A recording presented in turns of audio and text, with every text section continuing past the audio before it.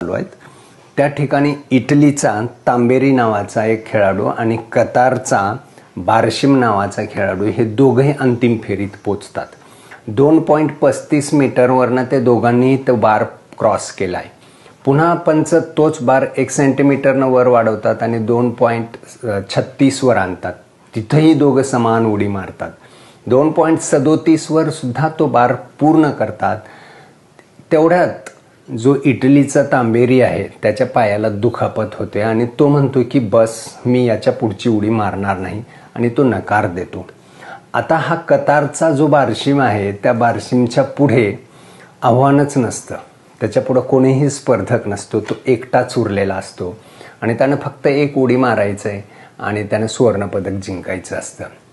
पण त्याच्या डोक्यात विचार येतो की अरे कोणी स्पर्धक नसताना पराक्रम गाजवणं, पदक मिळवणं याच कसला पराक्रम आलाय।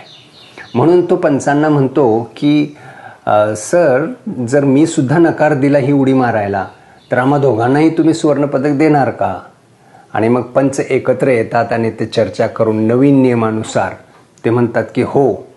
आणि ते जेव्हा होकार देतात तेव्हा घडलेला हा प्रसंग आहे। या ठिकाणी तो तांबेरी रौप्य पदकाची अपेक्षा करून बसला होता, त्याला सुवर्णपदक मिळणार आहे म्हटल्यावर त्यानं बारशिमच्या, कतारचा खेळाडू बारशिमचा, त्याच्या काखेत उडी मारली, त्याला घट्ट मिठी मारली आणि तो आनंद व्यक्त करतोय।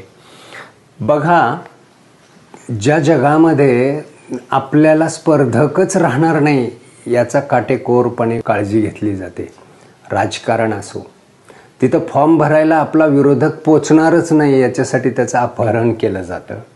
उद्योगपतींच्या बाबतीत सुद्धा आपल्या उद्योगाला कोणी स्पर्धक राहू नये म्हणून तिथं वेगवेगळे प्रकार केले जातात। एकमेव असं क्षेत्र आहे जे क्रीडा क्षेत्र आहे की जिथं जात, धर्म, वंश, भाषा, प्रांत, बॉर्डर्स याच्या पलीकडे जाऊन माणुसकीचं दर्शन घडवलं जातं, खेळाडू वृत्ती जागवली जाते। मी कमवलेल्या पराक्रमाचं मला स्वतःला अभिमान वाटला पाहिजे आणि हे सगळं फक्त खेळातूनच घडतं।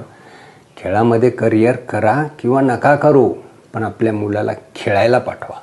कुठल्या तरी शाळेच्या एखाद्या संघामध्ये त्याला खेळू द्या, तो जिंकेल किंवा न जिंकेल पण त्याला हरू द्या।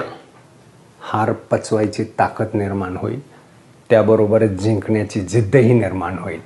हा व्हिडिओ आवडला तर नक्की शेअर करा आणि मित्रांनाही पाठवा। जय हिंद, जय भारत।